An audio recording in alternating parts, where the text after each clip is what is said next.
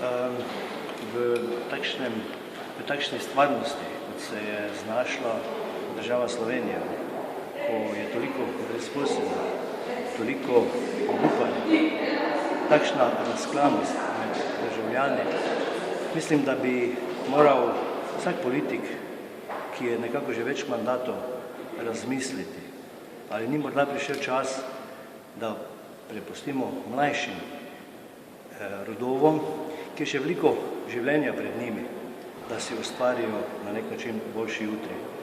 Zato sem tudi to potezo sam naredil. Kot poslanec menite, da ne morete vplivati na te zadeve, o katerih govorite?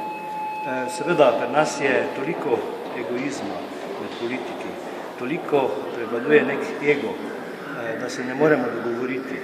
Toliko je pomisleka, kako je bilo v zgodovini, ampak danes ni tistega odpuščanja, ni tiste moči, da bi stopili politiki skupaj, sprejeli 5-6 konkretnih zadev, da potegnemo Slovenijo iz krize in očitno vidim, da tudi v prihodnje ne bo boljše, če ne bodo prišli mlajši v te poslanske klopi.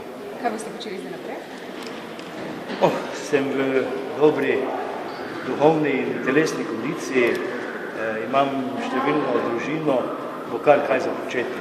Pa tudi kakšen sprehod, pa kakšno dobro knjigo sem privoščil.